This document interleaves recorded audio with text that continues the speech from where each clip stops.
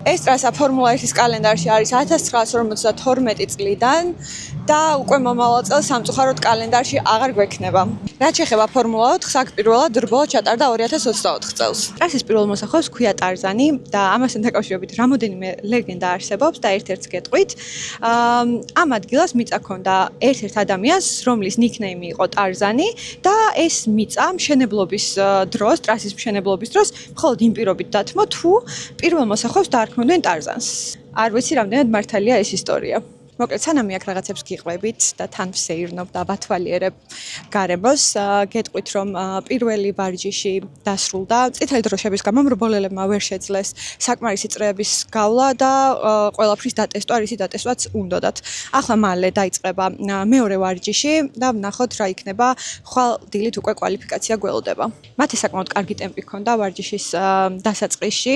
იქამდე სანამ საბურავები პიკს მიაღწევდა და გაახურებდა ბოლომდე, ათეულში აფიქსირებდა დროებს, თუმცა სამწუხაროდ წითელი დროშების მერე, რომელიც საკმაოდ დიდხანს გაგრძელდა და თან დრო არ გააჩერეს, საბურავებიც გაცივდა და მათემაც და სხვა მრბოლელებმაც ვეღარ მოასწრეს საკმარისი წრეების გავლა და ყველაფრის გატესტვა, რისი გატესტვაც უნდოდათ.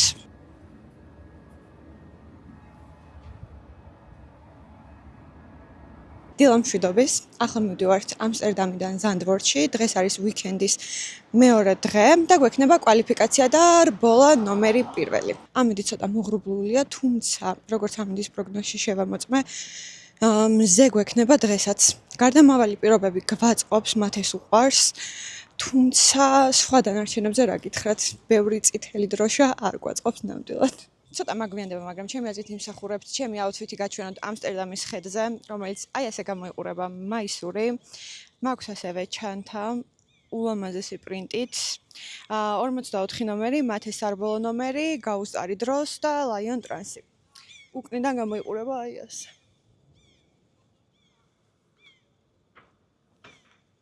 ხედავთ?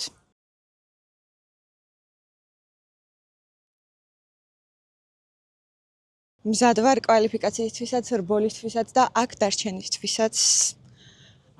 მოკლედ სამწუხაროდ ავტობუსი არ იყო, 26 წუთი ეწერა და წამოვედი ფეხით და დაახლოებით 20 წუთია მოვდივარ ფეხით. მოვრბივარ მთელი ძალით, აღარ შემიძლია. ისეთ შეგრძნება მაქვს სიზმარში, რომ გარბიხარ მთელი ძალით და მაინც ერთ ადგილას რო ხარ. პილოტები უკვე განლაგდნენ პიტ-ლეინზე და მალე დაიწყება ჩვენი კვალიფიკაცია, რომელიც გადაწყვეტს 3 რბოლის ბედს.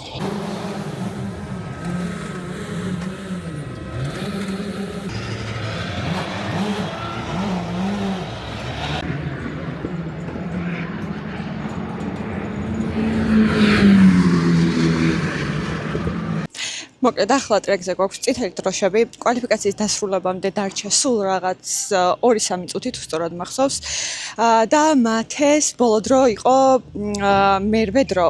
ანუ პირვა ხვალ დაიწყებს ერთ რბოლას მეოთხე ადგილიდან, რადგან რევერსდება გრიდი და ერთ რბოლას დაიწყებს მერვე ადგილიდან. ხალხო, ორივე ძალიან მაგარი შედეგია, განსაკუთრებით P4, ანუ ძალიან დიდი მოლოდინებით ველით ხვალინდელ რბოლას. ყველა განლაგებულია პიტ-ლეინზე და როგორც ვიცი, შანსი აღარ არის, რომ რბოლა განახლდეს. რაც ჩვენ ძალიან გვაწყობს. არ არის ახლა ეს ულამაზესი კადრი? ესთეტიკა.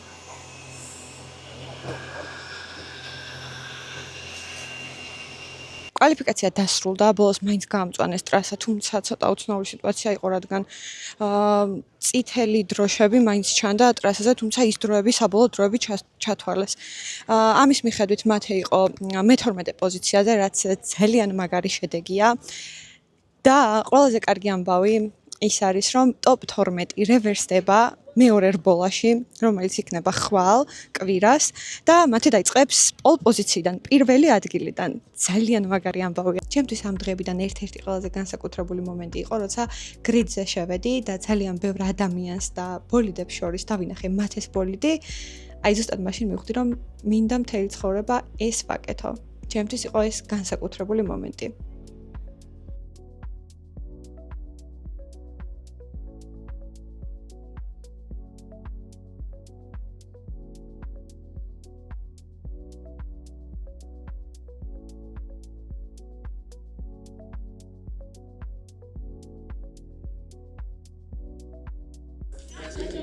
აი ეს ბოლიდი, როგორც იცით, არის ალბასი, რომელიც არის ფერარის აკადემიის პილოტი. ბევრს გეცოდინებათ წესით. პირველ რბოლას იწყებდა მე-19 ადგილიდან, ხოლო მეორე რბოლას პირველი ადგილიდან, ამიტომ საჭირო იყო ბოლიდის და საბურავების შენახვა. სალომი მეგობრებო, დილა მშვიდობის. ახლა არის ამსტერდამში 7 საათი. რა თქმა უნდა, მივდივართ ზანდვორტისკენ, სადაც დღეს გვაქვს მესამე დღე და 2 რბოლა. პირველი რბოლა იქნება 9:40-ზე, ანუ 10:20 აკლია. ახლა არის 7 საათი. მაღვიძარაზე ადრე გავიღვიძე, რა თქმა უნდა. და ჩემი ერთადერთი დამხმარე ამ შემთხვევაში არის ყავა. ვნახოთ თუ გამოვაფხიზლებს საერთოდ. როგორც უკვე გითხარით, მათე დღეს პირველ რბოლას იწყებს პოლ პოზიციიდან, პირველი ადგილიდან და მესამე რბოლას უკვე მე-12 პოზიციიდან. ძალიან ბედნიერი ხო ვარ, მაგრამ თან ძალიან დავსევდიანდი გუშინ. რადგან გავიაზრე, რომ დღეს არის ზანდვორტის ბოლო დღე.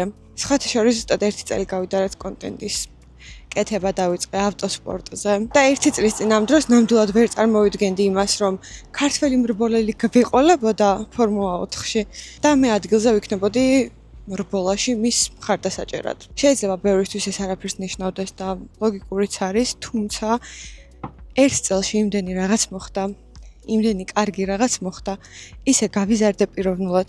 ჩემს ავს რომ ვიხსენებ 1 წლის წინ, ბევრად სხვანაირი ვიყავი. ყველაფერს რომ თავი დავანებოთ, ბევრად გამბედავი ვარ ახლა და ჩემი თავის უფრო მჯერა.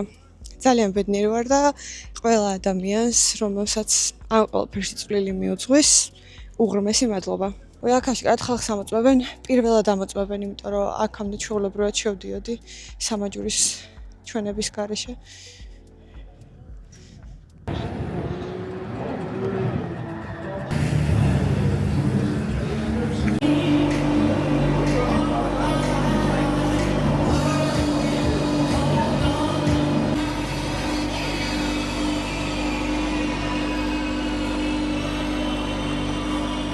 მეორე რბოლის დაწყებამდე ძალიან ცოტაა დარჩენილი, ახლა ვიმყოფებით პიტ-ლეინზე, სადაც ყველა მრბოლელი არის განთავსებული და უკვე სრულ მზადყოფნაში არიან რბოლისთვის, თუმცა არ დაგვავიწყდეს ჩვენი დღის გმირი, მათე, რომელიც დღეს პოლ პოზიციიდან დაიწყებს რბოლას და ძალიან დიდი მოლოდინები გვაქვს დღევანდელ რბოლასთან დაკავშირებით. მათე სრულ მზადყოფნაშია, არ ღილავს. მზად არის გამარჯვებისთვის. არ ვიცი, ასე მშვიდად რანაირად არის, მე ძალიან ნერვიულობ. თუმცა მან ზუსტად იცის რა უნდა გააკეთოს და რა სჭირდება მოგებისთვის.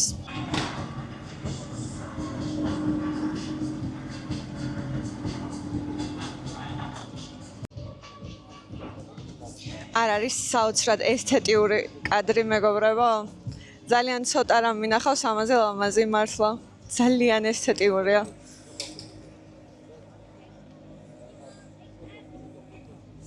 ახლა ავალ ზევით, აი იქ ავალ ახლა და უკეთესად გამოჩნდება სტარტიც.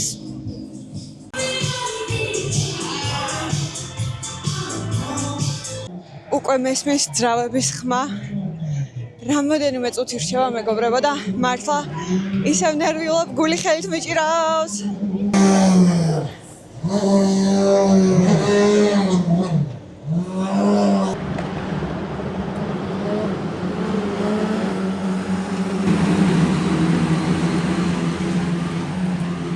სამწუხაროდ მეორე რბოლაში ისე არ წავიდა ყველაფერი, როგორც ჩვენ გვინდოდა და ვიმსახურებდით. მათ ეს მესამე მოსახვევში, ზუსტად იმ ბენკინგზე, რომელზეც გიყვებოდით, დაეჯახა უკნიდან მრბოლელი. გასწრებას ცდილობდა, თუმცა მათე, როგორც ვხედავდით კადრშიც და ასევე ტრიბუნიდან, მათე წინ იყო და უკან საბურავზე დაეჯახა მის უკან მყოფი პილოტი. რაც მთავარია, მათე კარგად არის. ახლა როგორც ვიცი, განიხილავენ ამ ეპიზოდს და ვნახოთ რა ამბები მოყვება. ბოლიც აწყობენ მექანიკოსები, აქტიურად მიმდინარეობს აღდგენა და როგორც გვპირდებიან, მალე უნდა იყოს მზად. ამიტომ მათე მესამე რბოლაში შეძლებს ბრძოლას. ძალიან გაუბრაზდით, ძალიან გვეწყინა, ძალიან სამწუხარო ამბავია, თუმცა ყველამ კარგად ვიცით, რომ ეს არის ავტოსპორტის შემადგენელი ნაწილი, ხან ძალიან კარგია, ხან ძალიან უსამართლო და ასე შემდეგ. მათ ეს ყველაფერი აქვს იმისთვის, რომ მომავალში ძალიან ბევრი რბოლა მოიგოს. ახლა ფოკუსირდებით მესამე რბოლაზე და შემდეგ უკვე სეზონის დარჩენილ რბოლებზე.